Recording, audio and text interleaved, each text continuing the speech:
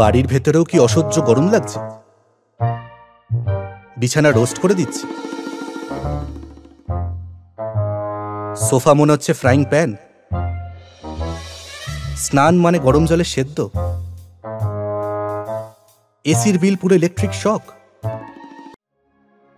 এসে গেছে অসহ্য গরমেও বাড়ি ঠান্ডা রাখার নতুন উপায়, টপকোট কুল। অসহ্য গরমেও বাড়ি থাকে ঠান্ডা। টপকোট কুল বাড়ির ছাদে আর দেয়ালে তৈরি করে রোদ প্রতিরোধ প্রলেপ।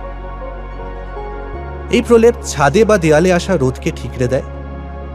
রোদ সরাসরি না লাগায় ছাদ বা দেয়াল গরম হয় অনেকটা কম, তাই বাড়ির ভেতরেও গরম হয় অনেকটা কম। এটা এতটাই এফেক্টিভ, এর ফলে বাড়ির ভেতরের তাপমাত্রা বাইরের থেকে 5 ডিগ্রি অবধি ঠান্ডা থাকে। ছাদের ট্যাঙ্কে টপকোট কুল লাগালে খুব রোদেও জল অনেকটা বেশি ঠান্ডা থাকে। এখানেই শেষ না, ভারী বর্ষাতেও বাড়ির ভেতর থাকে ফ্রেশ এবং শুকনো, কারণ টপকোট কুলের প্রলেপ বাড়ির রেনকোটেরও কাজ করে।